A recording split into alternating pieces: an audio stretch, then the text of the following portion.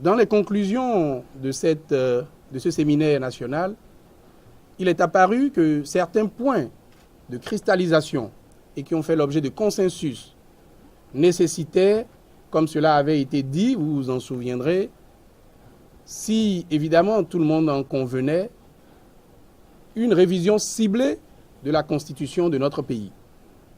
Nous disons bien une révision ciblée, puisqu'il s'agissait de 4 points fondamentaux.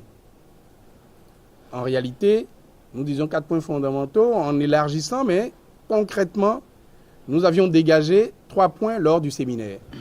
Il s'agissait du point relatif à la création, à l'institutionnalisation dans notre pays de la Cour des comptes.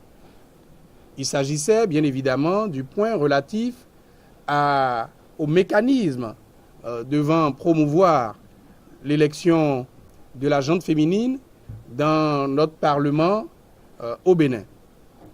Il s'agissait enfin de la nécessité de constater dans notre pays l'enchaînement tous les ans, pratiquement, d'aujourd'hui jusqu'en 2031, des élections.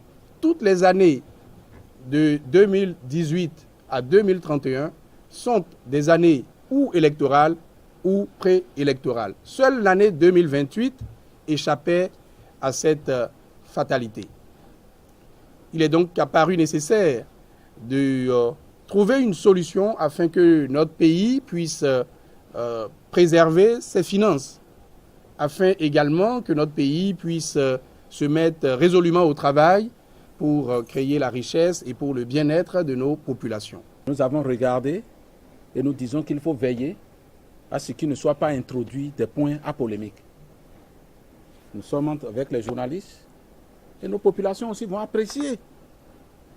Si, avec ce qui est dit et qu'on ajoute exclusivement que ça, quelqu'un vient sur vos plateaux pour dire que c'est une nouvelle république, par exemple, et autres, et que vous ne le recadrez pas, quelle garantie je peux donner? Je ne peux pas donner de garantie. La garantie que je donne, c'est que ce soit totalement transparent pour que derrière ceci, et dans les phrases et dans les lettres, qu'ils ne trouvent pas des lettres et des mots qui soient équivoques. Si on a veillé à ça dans la rédaction, et je pense que les auteurs de cette proposition y ont veillé, donc c'est la meilleure garantie, chers amis. C'est une question politique, d'accord, mais on souhaite avoir le consensus politique sur ça. Ce n'est pas une nouvelle république. Et de deux, je suis très heureux que c'est sorti donc de vous-même, que c'est un amendement de développement. Donc ça veut dire que ça dépasse les frontières donc de politique politicienne.